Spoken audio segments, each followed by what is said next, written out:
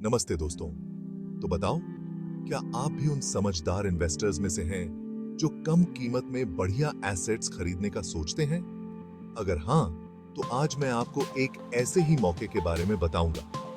बात हो रही है एलसिड इन्वेस्टमेंट की, एक छोटी सी लेकिन बहुत ही आकर्षक इन्वेस्टमेंट होल्डिंग कंपनी। चलिए पहले एलसिड इन्वेस्टमेंट को थोड़ा समझते हैं।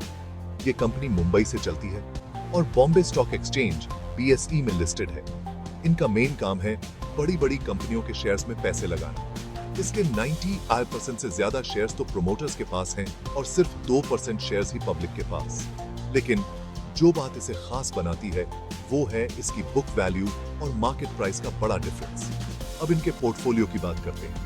एलसीड इन्वेस्टमेंट ने HDFC bank, Asian paints, Nestle और प्रॉक्टर एंड गैम्बल जैसी टॉप कंपनीज में इन्वेस्ट किया हुआ है।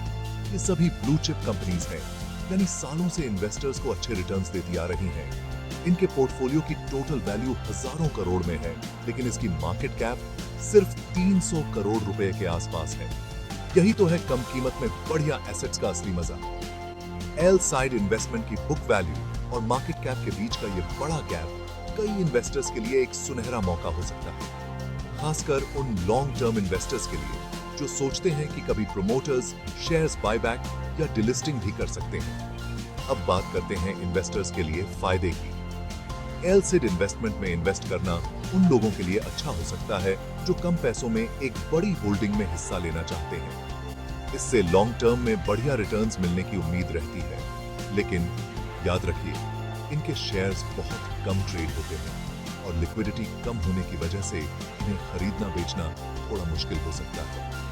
रिस्क और लिमिटेशंस की बात करें तो एलसिड इन्वेस्टमेंट में इन्वेस्ट करने के कुछ रिस्क्स भी हैं। इसकी लिक्विडिटी बहुत कम है और कंपनी अपने पोर्टफोलियो के बारे में पूरी जानकारी नहीं देती, जिससे सही वैल्यू पता लगाना मुश्किल हो जाता है। साथ ही ये सोचना कि प्रोमोटर्स कंपनी को डीलिस्ट करेंगे या शेयर्स बायबैक करेंगे, वो भी इन्वेस्टर्स के लिए रिस्की हो सकता है। तो दोस्तों, एलसिड इन्वेस्टमेंट का ये केस स्टडी उन इन्वेस्टर्स के लिए एक दिलचस्प मौका है जो कम कीमत में अच्छे एसेट्स खरीदना चाहते हैं, लेकिन इसकी लिमिटेशंस को समझना भी जरूरी है, खासकर लिक्विडिटी की कमी और इंफॉर्मेशन की कमी। तो दोस्तों, एलसिड इन्वेस्टमेंट एक एक्साइटिंग लेकिन रिस्की मौका है जो कम कीमत में बढ़िया एसेट्स की पोटेंशियल और रिस्क्स को अच्छी तरह से दिखाता है। इस वीडियो को देखने के लिए शुक्रिया। अगर आपको ये जानकारी अच्छी लगी तो लाइक और सब्सक्राइब करना न भूलें।